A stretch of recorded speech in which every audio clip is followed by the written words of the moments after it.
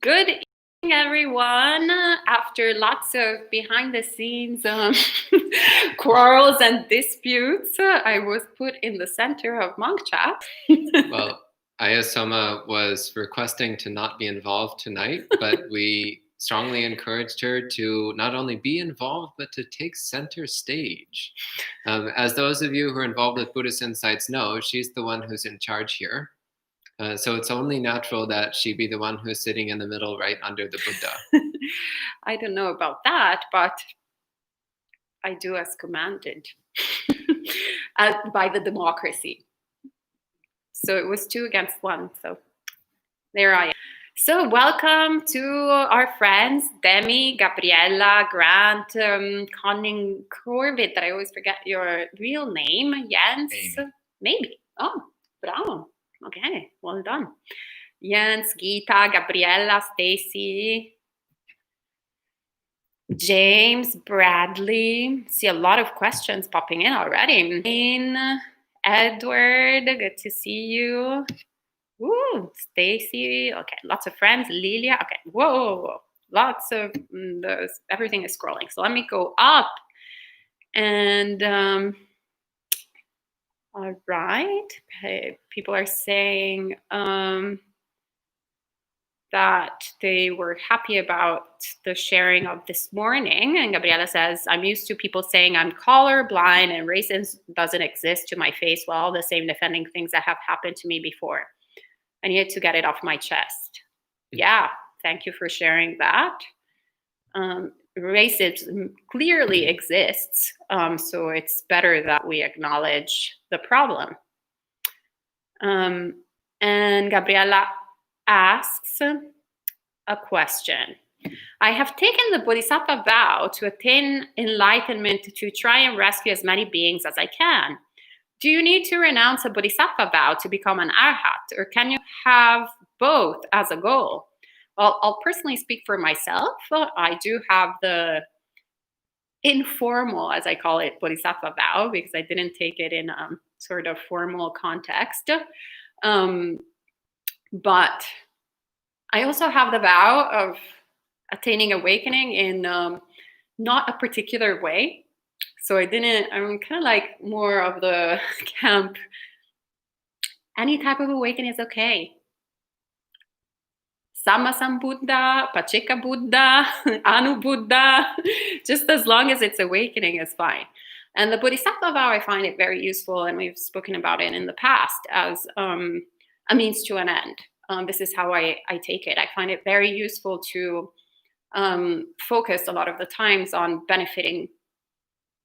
making sure that my practice benefits myself and others, instead of just focusing on myself. If I focus on myself when I have to do this in order to attain awakening, then I can become a little complacent and a little bit lazy. And, for example, this morning, I didn't really want to go to meditation. I was really tired at 5 a.m. So then I actually recollected how beneficial it is for me to practice, because I become a better person. And I can be of more benefit to all beings. So that was like, okay, yeah, let me get up and do this. But otherwise, if in the past, when I thought the other way, I was like, oh, well, maybe I'll hit snooze and whoops, it's 7 a.m. Oh, sorry, Bhante, I forgot. So I don't know if my fellow monastics want to share. Well, I have a thought on this. So I also have Bodhisattva vows, and I have taken them formally in formal Mahayana ceremonies. And I've also spoken about this question, the question that you raised. I've spoken about this with a number of senior Mahayana monastics. And as far as I can understand, the common belief among Mahayanas is that an Arhat will eventually become a Sammasambuddha. Now, exactly how that works is a matter of debate. But that's a viewpoint which I find quite interesting. This is actually what's presented in the Lotus Sutra, by the way, is the viewpoint that an arhat eventually becomes a Sammasambuddha. And I've heard a number of different explanations for what that actually means. But it does present an interesting point that one cannot fault an aspiring bodhisattva for becoming an arhat, because it doesn't necessarily disrupt their path to being a Sammasambuddha. The other thing that's important to keep in mind is that the Buddha states quite clearly in the Pali Suttas that an arhat is for the benefit and well-being of the many. So an arhat is not somebody who just sits quietly in a cave until they die. An arhat is somebody who actively works for the benefit of others. So there's one sutta I'm thinking of where the Buddha says quite clearly, he says, there are two kinds of beings who arise for the benefit and welfare of the many. What two? A Sammasambuddha and an arhat. So the Buddha is quite clear on this. So an arhat is not some selfish person who just sits around until they die. They're somebody who actively works to do good for others, to spread the Dharma for the benefit of all beings. So again, I don't see that having a bodhisattva vow prevents you from becoming an arhat. And I also don't necessarily believe that becoming an arhat will prevent you from being a Sammasambuddha. So those are my thoughts on the matter. All right. And perhaps, Bhante, you want to take the next question? Because I feel like we have lots of questions, so maybe. So, hello, Venerable and friends. Question, please. What is the difference between nihilistic belief and no self? Boy. You're giving him the hard ones. Oh, geez.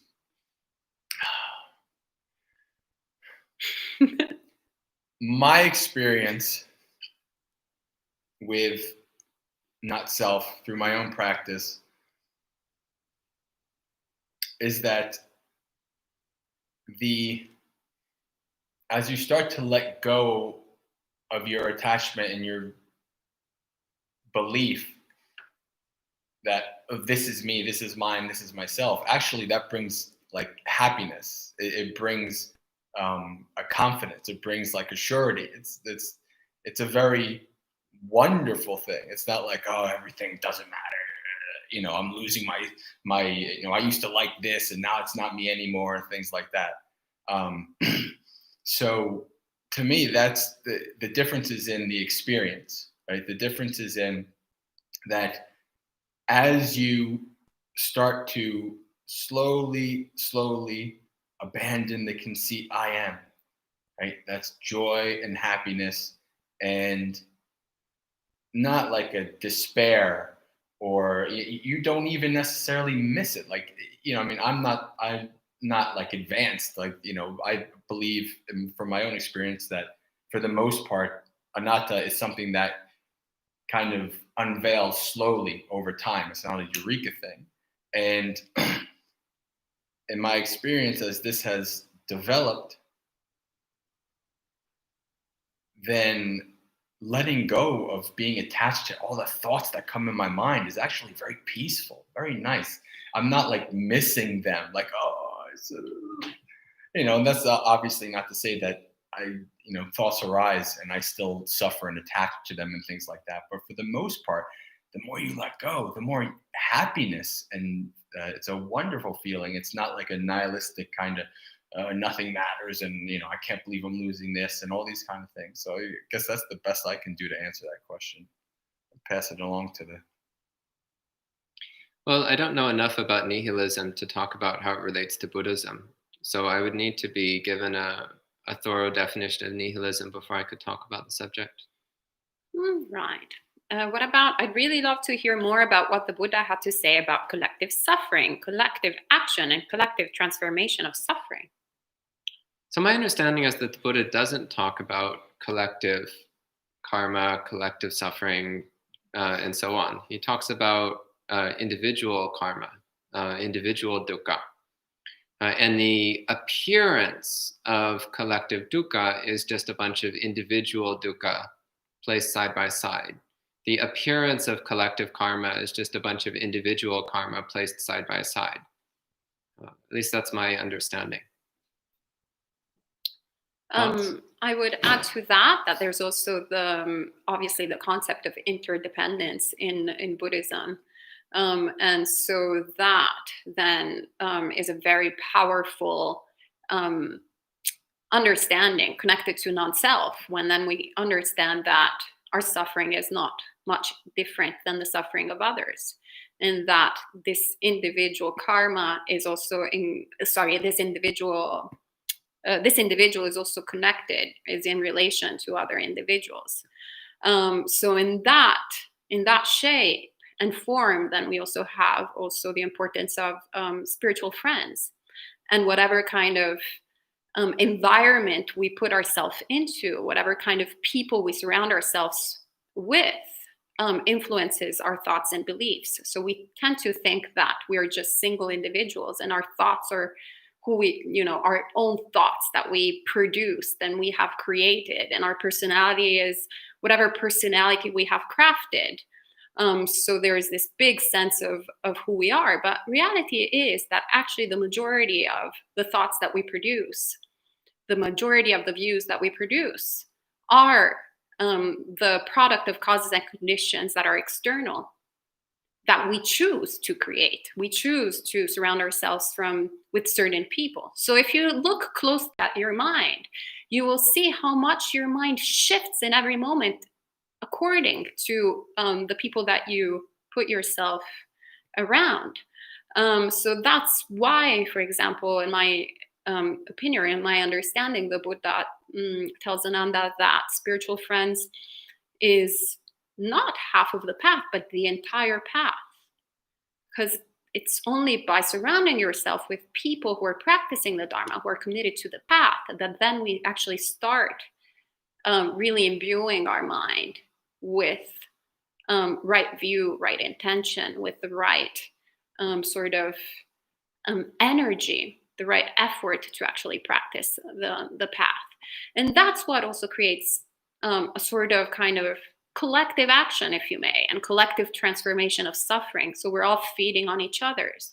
It would have been very difficult for me to make all this progress had it not been for Bhante Suddhaso being my spiritual friend since the very beginning, and also Bhante J. Actually, Bhante J. I met right before he put these robes on.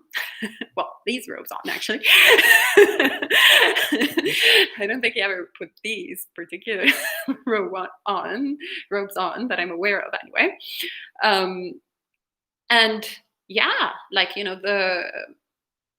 he definitely made an impact on my spiritual path, Bhavana Society. Without probably the existence of Bhavana Society, without me going on retreat at Bhavana Society, I would have definitely either not started practicing this path, or it would have taken me a lot longer to practice. So we're all interconnected. So yes, we're all collectively transforming our suffering in one way or the other. So I hope that kind of answers. Would you like to? I don't know. I'm very happy that the Buddha never taught anything like group suffering or group karma, because that kind of, if you think about it, that kind of would really be bad, wouldn't it? It's like, okay, I'm born into this, and now I'm stuck because I'm part of this group karma. It's always like an original sin kind of a thing. That's why I really love how you are the owner of your karma. You are. So it's bad. We all have rough enough karma as it is, let alone to be kind of thrown onto all this other karma as well. So, but as Bhante was saying, yeah, Buddha doesn't teach any kind of group karma. But for me, when I see the words collective suffering, I think of samsara. I think of like the Buddha never said anything like we are all one, but essentially what he says is we're siblings in suffering. Every single being is a sibling in suffering. We're all stuck in samsara. this chaotic travesty of a situation where we keep being reborn and et cetera, et cetera.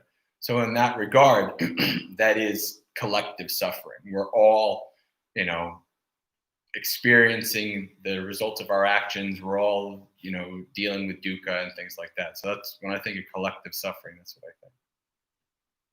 Okay, and next James asks, how does one enter and abide in the emptiness liberation of the mind for awakening? As I understand it, that's practicing the perception of emptiness, the perception of sunyata, which, contrary to surprisingly popular belief, the Buddha does speak about emptiness in many places in the Pali Suttas, and he does speak about cultivating the recognition of emptiness. So I understand that as recognizing the inherent insubstantiality of all phenomena, recognizing the underlying formlessness of all phenomena. Asankata dhatu, the element of the unconditioned, that which is beyond sankharas, that which is beyond conditions. The nibbana dhatu, the nirodha dhatu, the element of cessation. So it's bringing attention to the underlying unifying formlessness beyond existence and non-existence.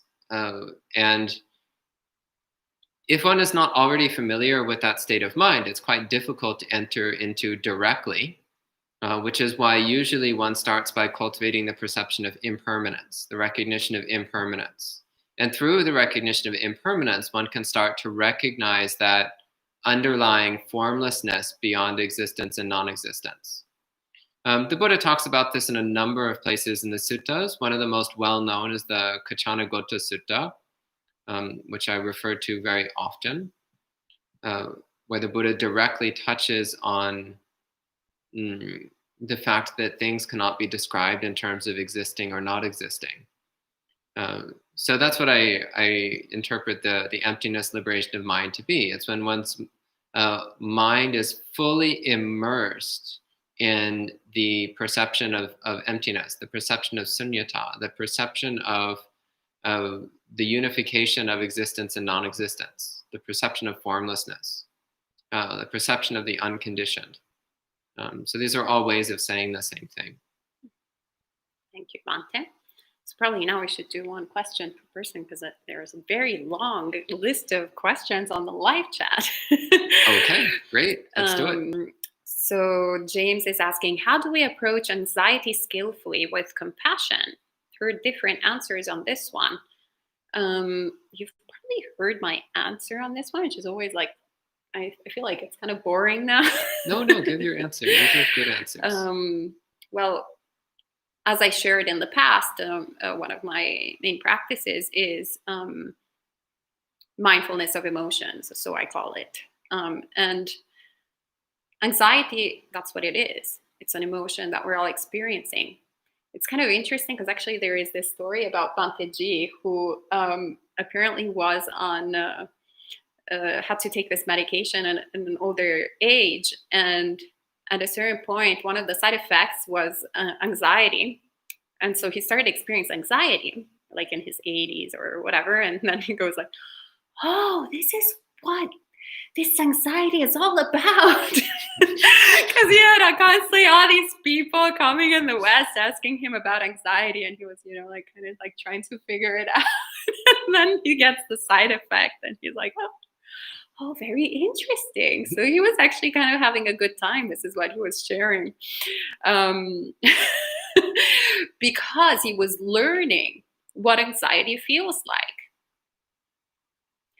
So that's the beauty when we start really, at least this has been my experience in practicing mindfulness of emotions, of being okay, having compassion for myself, being okay with feeling whatever I'm feeling, not taking it too seriously, but also not pretending that it's not there, not dismissing it, not going like, oh yeah, everything is cool, but actually anxiety is, killing me inside. And then I'm cultivating more and more aversion. I'm cultivating more and more greed for it to go away. So and a lot of delusion too, because I'm not acknowledging my experience. And that's the opposite of compassion. So I very much love the definition of anukampa rather than karuna, which is trembling together. And that's when, from your experience, from being okay with your emotions, then you start being capable of trembling with others, understanding that we're all suffering in sort of different ways in the outside, but it's pretty much the shade of similar. We're all in this together, so to speak. So then you go like, okay, yeah, I understand Bhante J's suffering. I understand Bhante Suddhaso's suffering. I understand James' suffering.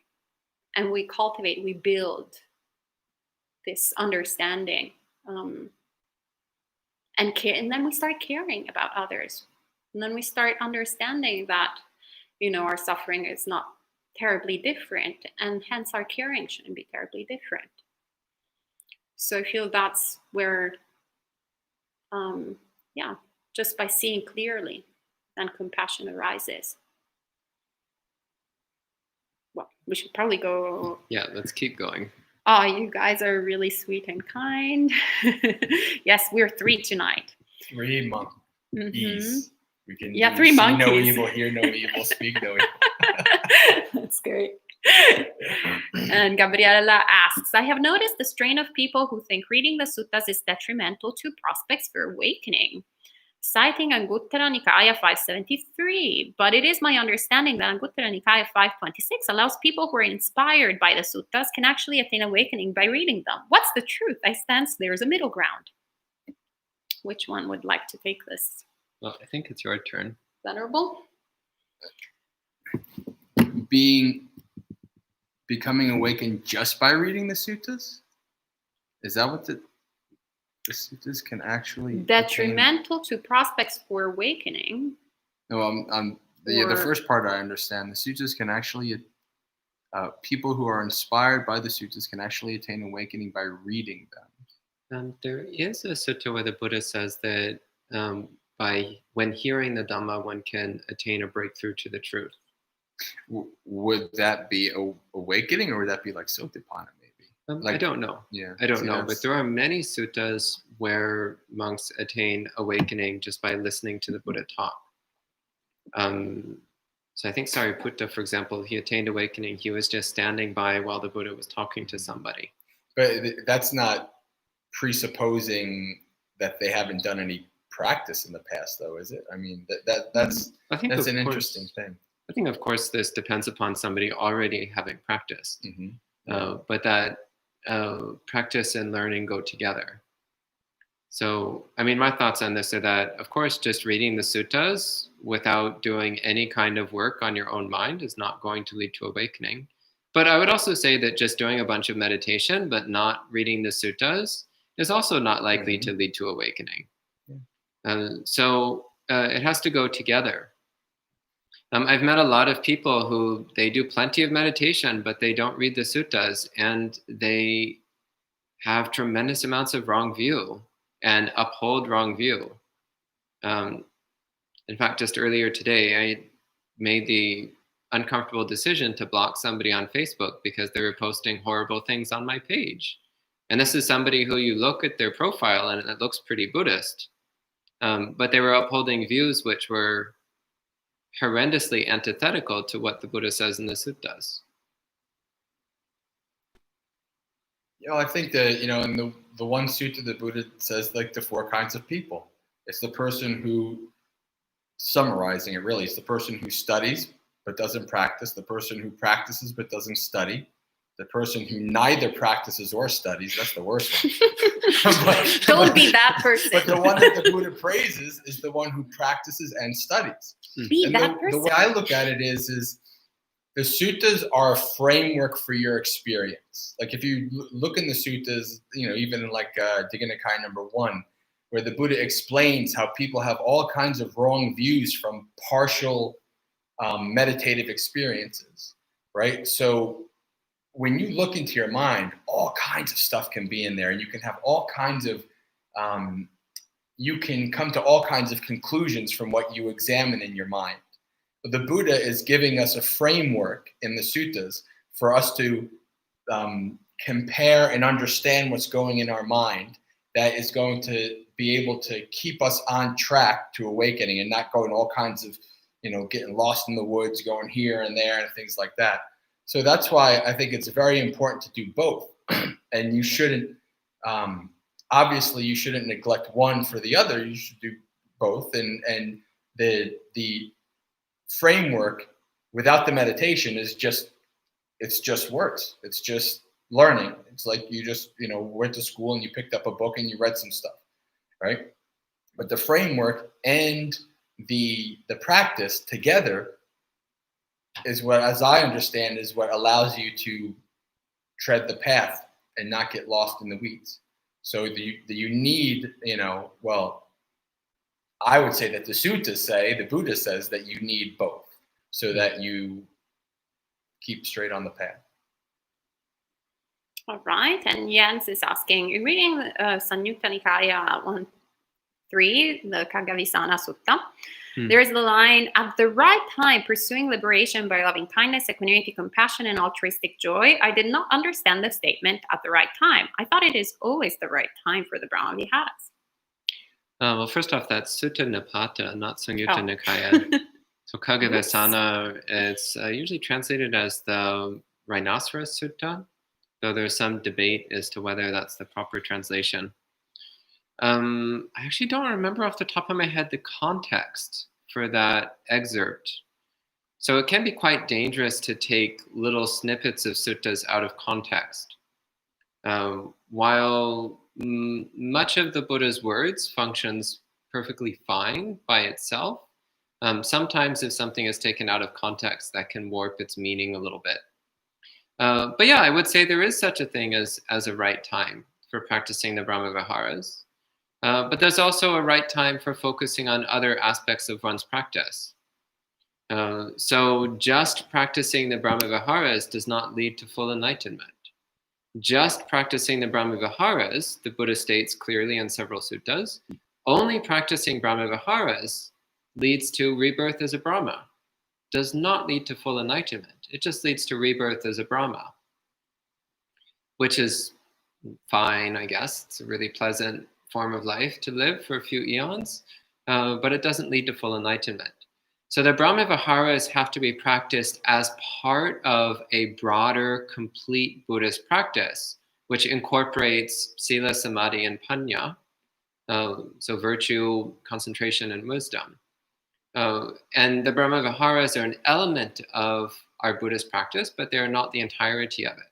So yeah, it's not always the right time to focus on the Brahma Viharas. We also need to make sure that we are cultivating a complete, well-rounded Buddhist practice, incorporating all elements of Sila, Samadhi, and Panya. Thank you, Bhante. And perhaps the other Bhante can answer, what is a practical and beneficial way to apply mindfulness of the mind during a normal workday, or being at home with the family or online with friends during daily life, is the question that Grant has. Mindfulness of the mind. Yeah, well, this is something that you develop. And this is, some of you know my simile of the ember, right? Carrying the ember of mindfulness with you throughout all of your activities. And part of that is understanding what is going on in your mind throughout the day, right? You have an experience at work. Somebody comes up to you and says something. There's something that is happening in your mind in relation to that. So you can observe. You get angry, you get agitated, or you're happy about it, or whatever, so that you're observing what is going on in your mind. And when you do that, you can then start to see that actually all of those responses and all of those reactions actually are impacting then how you act and how you respond and how you create your day, right? You get angry, you lash out, like this, and then it makes you essentially, when you're able to understand your mind, understand how it works, understand, and you're observing and watching it and seeing, right? Then that actually gives you the ability to then act skillfully based on that mind state. But you have to see it first. So being able to stop, this is why, like, one of the reasons why I encourage people who are just starting to try to develop a mindfulness in daily life is to do the 1 in 59 practice, or Bhante Rahula calls it the M&M, where just like, the last minute of every hour during the day, you stop and you pause, right? And what that's doing is that's actually giving your mind a training to, oh, what's going on? What's going on in the mind and the body, right? Before you engage into a conversation, train yourself to stop, pause. What's the mind state of my mind right now? Right? If you know that you're grumpy, right, then you know that you're going to be more inclined to say certain things and do certain things, and maybe you want to be more skillful, so you don't want to do that. So knowing that your mind is grumpy, or in whatever state it is, allows you to act more skillfully in your interactions with people and whatever during the day. So mindfulness of mind, understanding, the mindful of greed, mindful of hatred, mind, exalted mind, contracted mind, all of these different states of mind is very important to allowing you to act skillfully and to, produce, to act good karma and meritorious deeds and all of these things. Because, we know from the beginning of the Dhammapada, right? All actions are led by the mind. So if we see the mind, if we understand the mind, we're observing mind, then we can then act skillfully in the world. We can have a choice that we don't normally have if we're not observing. We don't know what's going on in the mind, and we don't see it. So mindfulness of mind and training yourself in all of your activities to check in with your mind. What's the state of my mind, right? Because you can think about that for your own benefit, but also for others. You want to think you have, metta and compassion for others. You're grumpy, right? You don't want to agitate this other person. You don't want to, you want to act skillfully. So you say, okay, I'm grumpy. I see it. I feel it in my mind. Now, how do I speak skillfully? How do I act skillfully? Learning how to take pause and assess what's going on in your mind. That's a very valuable skill to develop. Right. Thank you, Bhante. And Ethan is asking, any thoughts on filial piety towards aging parents versus thoughts about ordination? So it's interesting because in places like Thailand, actually, one of the biggest gifts that one does for their parents is ordaining. People are very happy going forth. Sometimes they'll just do it. It brings, there's the understanding that it brings much merit to oneself and also to the family. And what the Buddha says is that we never can truly repay our parents unless we teach them the Dhamma. So we bring them closer to the Dhamma. So that's, a little bit tricky sometimes for convert Buddhists, obviously, because my parents have a different view than parents in Thailand about the ordaining sort of part of it. So they weren't particularly happy. They were kind of more on the distraught. How could you do this to me? But then as time goes by, actually, they are, I think, now thanks to my practice, actually, I think I'm becoming a better daughter. And I still don't, give them quote unquote Dhamma talks or read them passages of the Buddha, of the suttas. That would be a little bit of a stretch and probably actually would be more harmful than anything. But I do actually try to speak Dhamma with my parents. Not using the D word or the B word, so no Buddha, no Dhamma, no Sangha, especially because I don't think that they know what Dhamma and Sangha means. They know Buddha.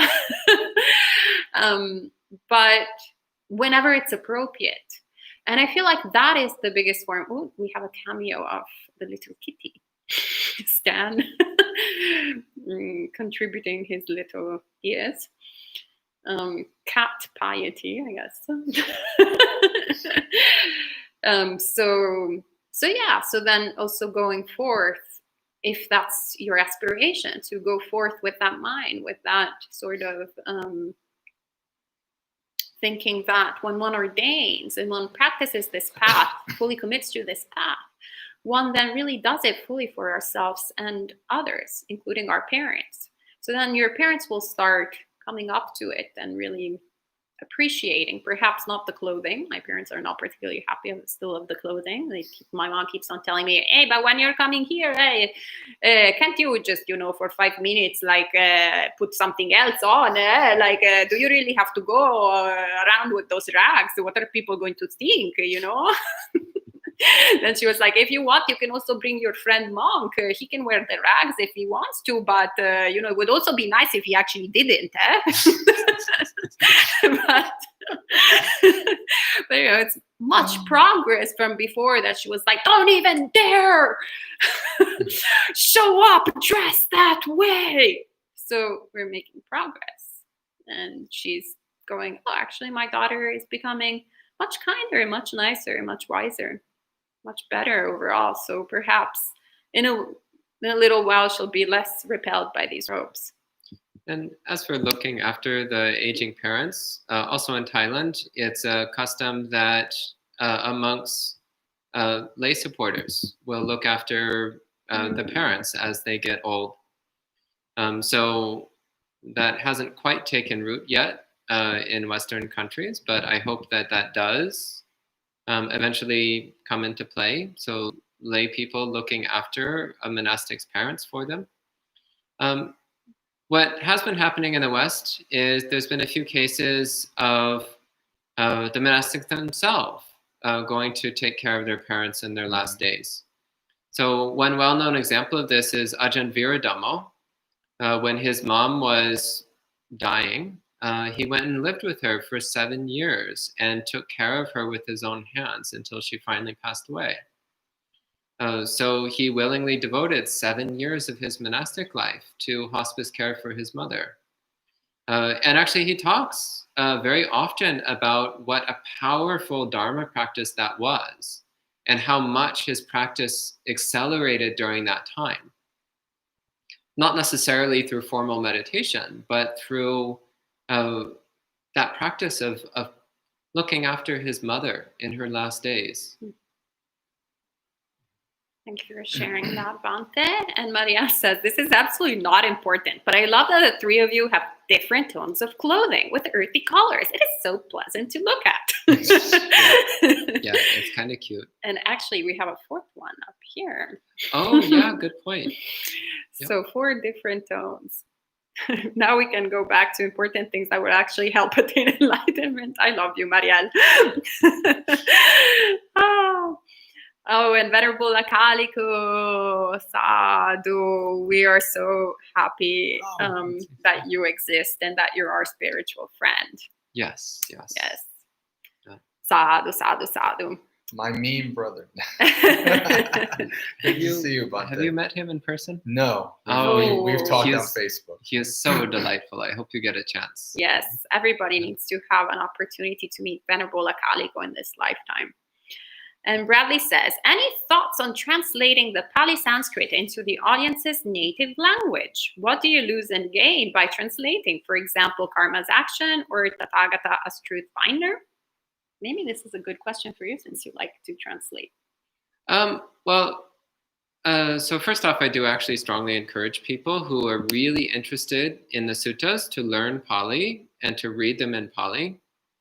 And similarly, if you're interested in the Mahayana texts, then you need to learn Sanskrit and classical Chinese, respectively. But that said, I feel that it is also very valuable to have translations, and preferably multiple translations of different styles that are readily available in as many languages as possible. So for example, these days you can get a complete set of sutta translations by Bhante Sujato and an almost complete set by Bhikkhu Bodhi, and they are very different styles, which reveals the underlying message of the suttas more clearly. By comparing the two styles, of translation of the same suttas. You get a better sense of the underlying message. So it's always good to have multiple translations to compare if you don't have the ability to read the original language. Yeah, I think it's really critical. I would like to see the Pali Suttas available in every language in the world. In good translations, I've been told that, for example, Ayya Soma has lamented that the Italian translations of the suttas are almost unreadable. So I've been constantly encouraging her to learn Pali and make new translations in Italian. But yeah, we need good translations in every language, because as much as I encourage everyone to learn Pali, I know that most people won't. Do you know Pali yet? How's it going? Sorry, Bhante, to disappoint. Bhante, do you know Pali yet? I'm trying. I'm trying. I really am.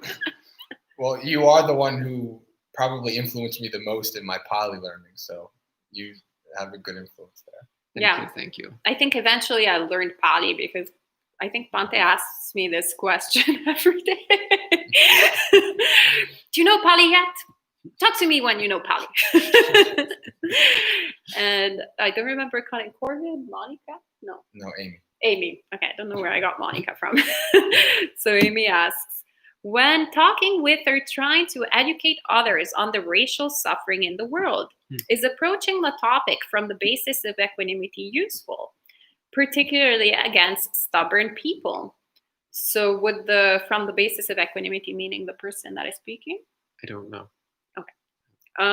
So I'll assume that you're asking that by grounding your mind in equanimity, if that is the appropriate response. I would say absolutely, but I would also add compassion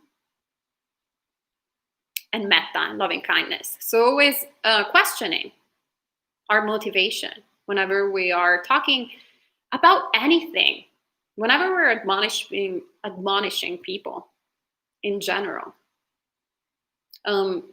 It's very important to question, why are we doing that? Is it because we want to be right? Is it because we want to kind of win the argument?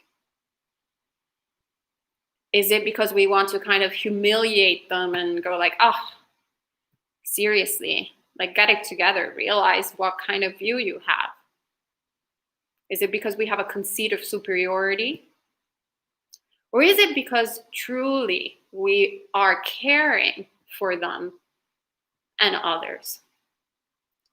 So when you start having that reflection, then sometimes still difficult, because sometimes it's very hurtful to actually, experience either racist views or indifferent views. It's very hurtful and painful. But if we try to really get there from sort of the right angle and truly trying to understand why that person holds that view, then also equanimity starts arising, because we understand that the person just may Jesus bless you. Thank you. That person holds that view due to causes and conditions that we've also experienced in the past. Hence, we've also held that view. And we can see it in so many other, perhaps we haven't, had particular views. Maybe we haven't been homophobic in this past lifetime, in this current lifetime. But we've definitely had lots of bizarre ideas that now, with the awareness of now, they look bizarre. But back then, we can remember how we would hold particular ideas and views.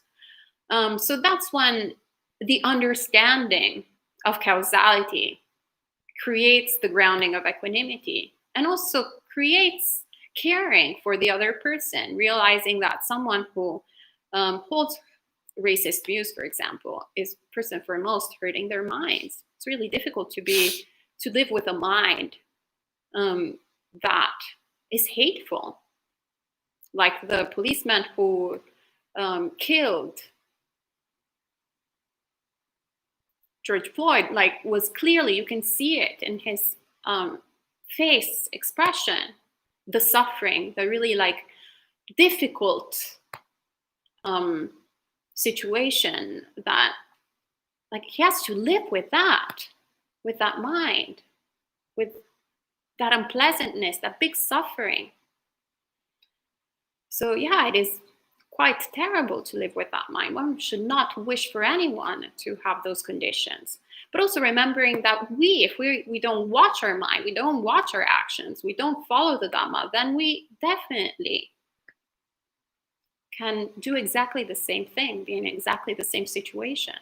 Which is why it's very important to practice clearly in accordance to the Buddhist teachings. Can I give a recommendation? Yes, please. One of the things that, if you talk to anybody about anything, you have to be careful how you do it in a way that doesn't raise defenses and it doesn't feel like you're proselytizing to them, because people don't like that. People go to the door, they're like, oh, go away. Like, I'd like for you to go to YouTube later, not right now because you're on the live stream, but if you look up Joe Rogan, Daryl Davis, and this gentleman, Daryl Davis, it's an interview with this gentleman, Daryl Davis. He's a black guy, and he's responsible for 200 people leaving the Klan. And the way he did it, the way he does it, is just really from them getting to know him and him talking to them. And it's a very interesting thing. Like, when I think of how to do something like the most skillful, I think of this gentleman, Daryl Davis. He's amazing. I really suggest everybody to watch that interview. And I mean, he'll show you like he has like the guy, when he quit the Klan, he gave him his robe, and he has like a Grand Wizard of the Klan robe, and he showed it up in Joe Rogan and all that kind of stuff. So watch that gentleman, listen to his story, and take some pointers from that gentleman, because he's a master at that kind of stuff. All right, and Bradley is asking a question for Bhante. Not specifically to Bhante, but I think it's a question that Bhante would enjoy. The perception of emptiness isn't any more or less accurate than the perception of form, though, is it? I compare it to viewing a body. You can see the skin, but upon further inspection, you can also see beneath the skin, then even more under a microscope to the cells, and even further to atomic and subatomic particles. Yeah, so there is the perception of emptiness, and there's the perception of form. So the perception of form is what we usually abide in. It's what we consider consensus reality. The perception of sankharas, the perception of separate objects as though they were inherently existing individual things. This is our usual way of perceiving the world. So in the beginning, we make a strong effort to cultivate the perception of emptiness because that's not the way we usually see the world. So it's a way of breaking our addiction to the perception of form. It's a way of breaking our belief that sankharas are inherently real. It's the way of breaking our habit of seeing the world in terms of sankharas. Keep in mind, dependent origination starts with avijja paccaya sankhara. The experience of sankharas arises directly from ignorance, directly from delusion. So cultivating the perception of emptiness helps to break our addiction to perceiving sankharas, to perceiving forms. But yes, the perception of emptiness is not the final goal, because we need to also recognize that there is form. There are sankharas. They're not what they seem to be. They're not quite real, but nonetheless, there are sankharas from one point of view. So the next step is actually to develop the perception of simultaneous emptiness and form, the simultaneous recognition of emptiness and form. So this is, as far as I can tell, this is the view of a Buddha. A Buddha is fully aware of emptiness and also fully aware of sankharas and fully aware of every way of looking at sankharas. Okay. Great, thank you. And James is reminding or encouraging better to practice generosity.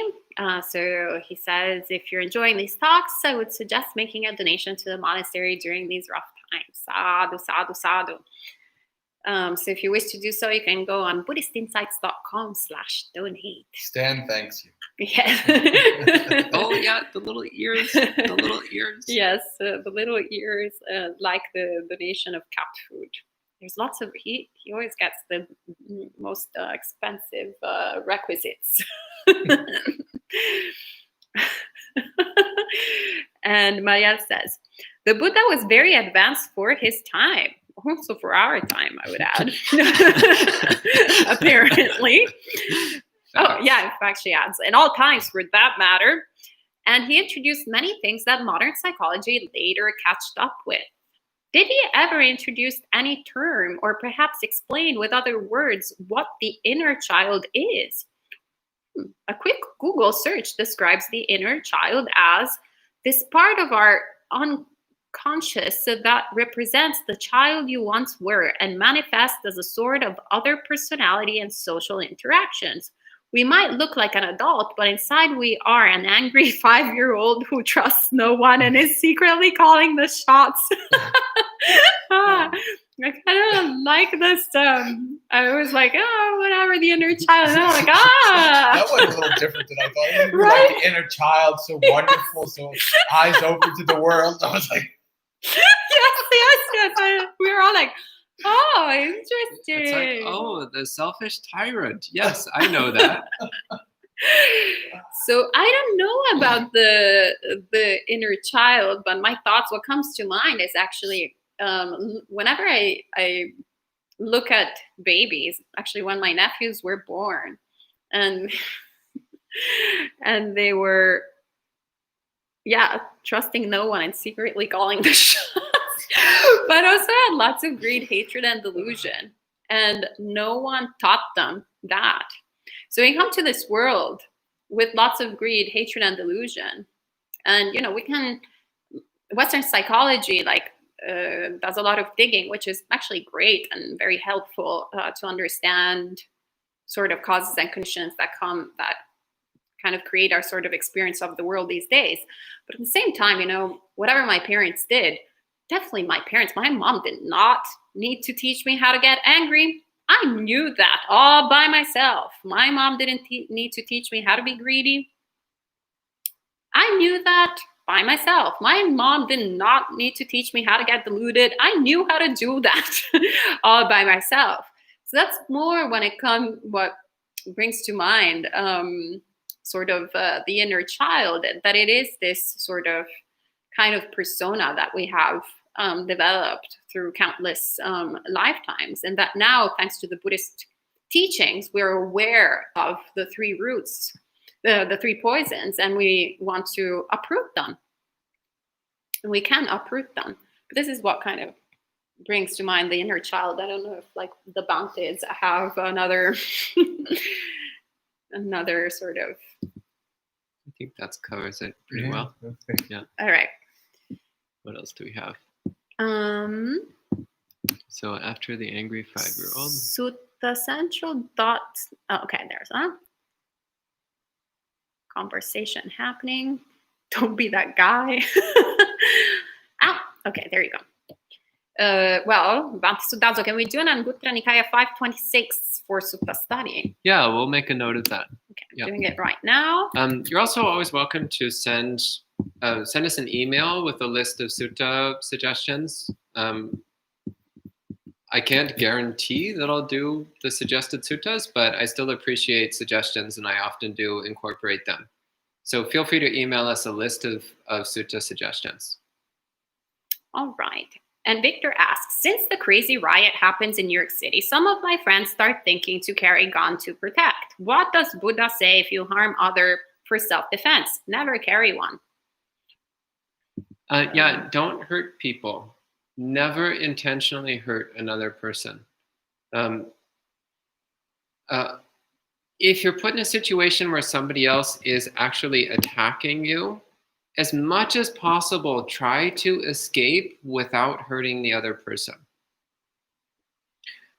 If you really are backed into a situation where you feel like you have no way to escape except by hurting the other person, then try to do as little harm as possible. But I do not recommend carrying a gun because realistically, guns have this unfortunate tendency to lead to killing. Not always, of course. There are such things as non-lethal gunshot wounds. But still, that's opening a door to a world that you do not want to be part of. So I don't recommend it. Really try not to get involved in hurting other people. If you want to carry something for self-defense, carry pepper spray or a taser, something non-lethal. Guns are pretty lethal. That's kind of what they're designed to be. So I don't recommend it. And Bradley says, to clarify, I mean translating all Pali Sanskrit terms as the default and using the Pali only for clarification if necessary.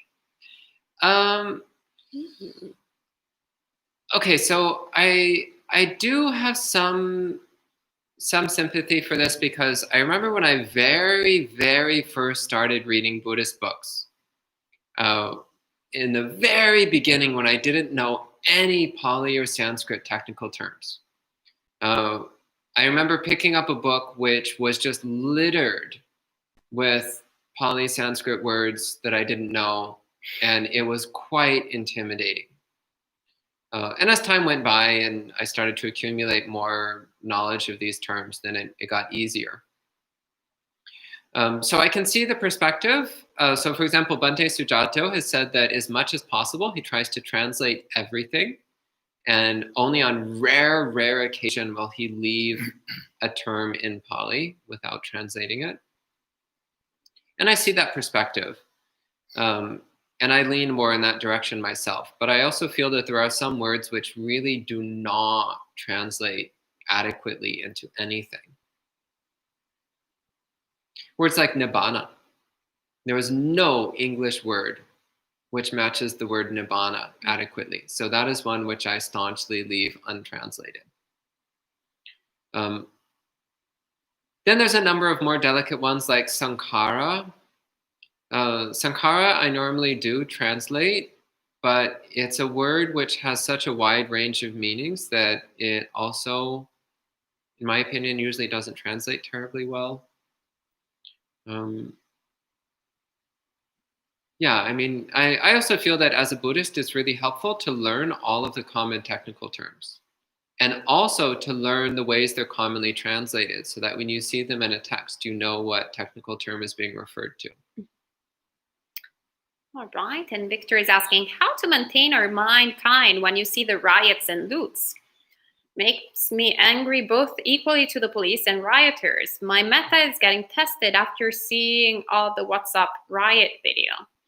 So Bhante and I actually gave a bit of a specific talk just this morning on the current events. So you can, if you want, see a sort of kind of longer, significantly longer response if you go on the YouTube page. But in brief, I would say a kind response is not adding problems, but trying to solve problems. So being part of the solution and trying to see how can we help the cause that is being presented. So it's not that all of a sudden people started going crazy and breaking everything, but rather this is the symptom of causes and conditions that have been in place in this country for centuries and centuries and centuries. And this is, once again, the systemic oppression of Black people, African American people, and Indigenous people in this country. It's not something that happened last week. It's been going on for quite some time. And the pandemic only made all of this more evident. So there's a lot of, learning history is very important. Learning history, I know you're just like me, a foreigner of this country. So even though we know a bit of history, it's a little bit different than the lived history, like living in this actual country and really understanding more and more its complications and its dynamics. So looking at the causality, there is a cause and there is an effect.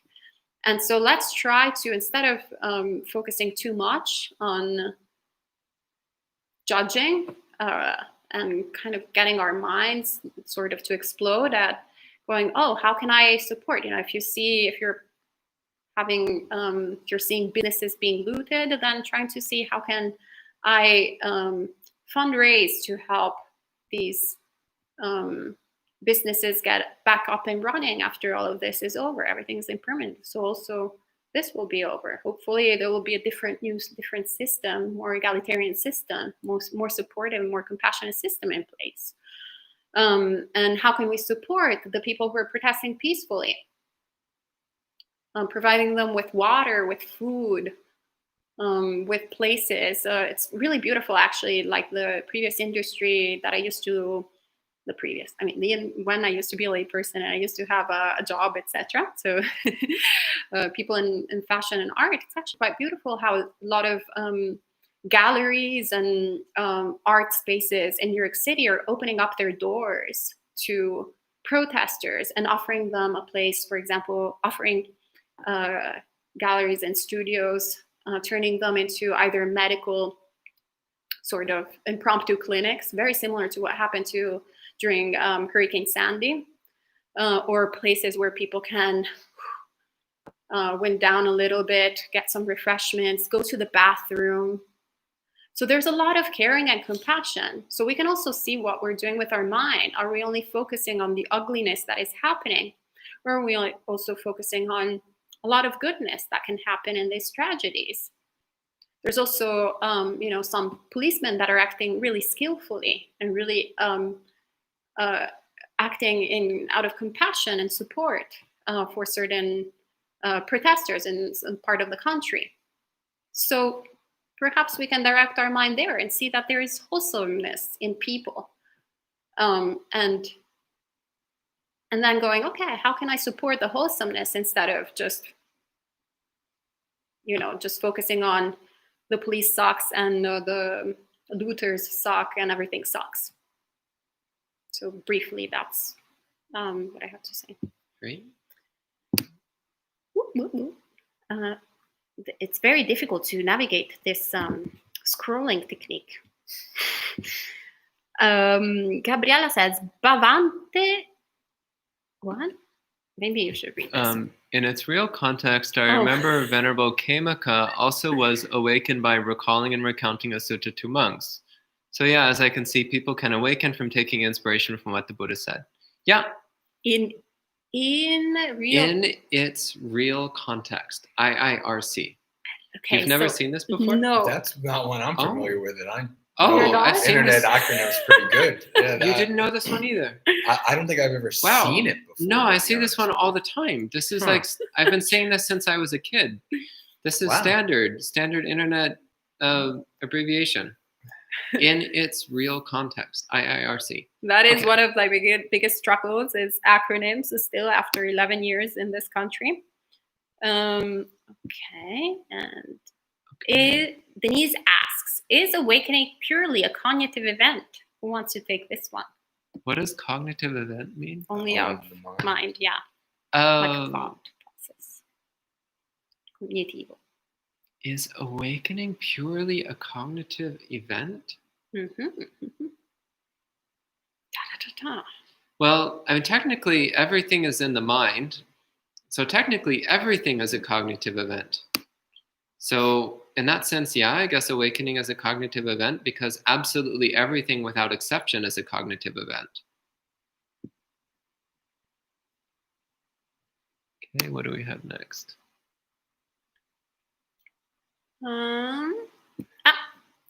Bradley's looking forward to your Italian translation from the Pali. I look forward to it too. I might, in fact, learn Italian just so I could read your translation. Well, I look forward to having the time to learn Pali and do the translation. I think Wow, we should put a giant, Gabriella learned Pali, Chinese, Japanese, and Sanskrit. Are you serious?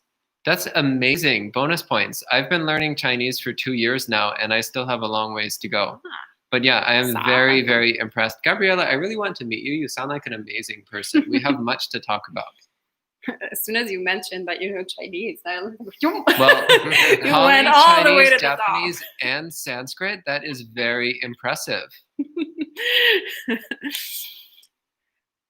One can beat that. Wow. Okay, where are So we? does anyone remember the scene from the movie Titanic where the band members realize the ship is sinking, so they pick up the instruments and create music? Yes. Is that us? I hope we're not the Titanic. So I've got some bad news for you. The world is in fact coming to an end. We just don't know how soon, but in fact the boat is sinking, and it was sinking from the moment it set out from shore. Oh, Bradley is asking. I just realized Stan must be wondering why these monks are talking to an empty room. Yeah, he does in fact give us some really weird looks. Yeah, Actually, he has this all look the of time. concern, this look of concern, like, oh, I think the humans are going a little crazy. Yeah, especially also like when we spend, a lot of time doing like cleaning up. He always gets really weirded out by the cleaning up. Yeah, like us moving rooms. things to get from one place to the other. He finds the whole thing of humans with brooms to be very confusing. And yeah, Stan is the cat for Stan Jason. is the cat. Yeah, Stan is the cat. Yeah. And Elaine says, my experience of these life journeys is best captured by that sentiment. As I look around and see the world falling apart, I feel honored to be in the company of nobles and good people. Oh, you're so sweet. Well, we're happy that you joined in, Elaine. Kalyana are the best in the world. Stan is staring at all the venerables, wondering when he's going to get those expensive requisites. Ah. Well, I tried to put a robe on him once, but he wasn't interested. Okay, so AP asks, does a proper Vipassana meditation involve finding an object or sense or thought and investigate it for the 3 marks of existence, no self, impermanence, and suffering? Bhante, do you want to answer this one? Well, that is that is something that Bhante G teaches. Like that is at Bhavana, and it's also in the suttas. Although I remember recently, maybe a year ago, finding a sutta. I'm like, oh, this is right. This is what they've been saying. And so essentially, when you see something with Vipassana, you are seeing the 3 characteristics of existence. Right? You are seeing that this is impermanent, this is unsatisfactory, this is not self, right? But also there's a couple other things that you're seeing when you see something with Vipassana. Vipassana means to see deeply, to see through. So you start to see things as they are, yata bhuta, right? So when you see with Vipassana, you also see the rising and falling. Things rise, things come into being, they persist for a time with alteration, then they cease. You see the gratification, the danger, and the escape. All of these are ways that the Buddha taught us to focus our mind to develop Vipassana. I would add one thing to that, which is you talk about finding an object, but I would recommend not seeking an object, but rather just recognize whatever is in front of your mind, whatever is in your awareness has these characteristics. So you don't need to look for anything to investigate. Just investigate whatever's right in front of you. And sometimes, every now and then, there will be no object. And even in those moments, you can still be aware of the 3 characteristics. So don't go seeking an object, because that seeking of an object itself is perpetuating delusion. Rather, just recognize that whatever is present in the mind has the 3 characteristics. Then you won't go wrong. Because it all does. Yeah. There's nothing that doesn't. Yeah. Okay. And Gabriella is sharing, so I'm very ill and will be experiencing serious pain on Tuesday to address it. I'm anxious. What are some meditative practices I can do to prepare myself for the surgery? Well, first of all, know that we will be chanting for you on Tuesday, and we will be dedicating the merit of all our practice, actually both Monday and Tuesday. And if Bhante, one of the Bhantes wants to offer advice for dealing with the anxiety. Well, one thing to recognize is at this moment right now, you're not going through the experience that you think will happen in the future. But right at this moment, you are experiencing whatever sensations you're experiencing. And through practicing mindfulness and equanimity, then you can be okay with what you're experiencing right now. And you can also recollect that in the past, when you've had difficult times and you practiced mindfulness and equanimity, then you were able to get through those difficult times with a peaceful mind. So then you can then build up that self-confidence that by practicing the Buddha's instructions, then you can make it through difficult experiences with serenity, with wisdom, with peacefulness, even with joy. So in the future, you might have a difficult experience. That's true. This might happen. And if it does, then you can have the confidence that by relying on the Buddha's instructions, you will get through that difficult experience with serenity, with peacefulness, with happiness. And if not, well, then you'll learn from the experience and you'll move on. So always coming back to your faith in the Buddha's teachings, your confidence in the validity and efficacy of living the Dhamma. And also coming to the present moment. So this future thing that you're worried about, that's just a story in your mind. Reality, such as it is, reality is what you're experiencing right now.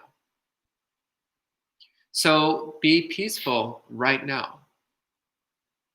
Cultivate mindfulness and equanimity right now.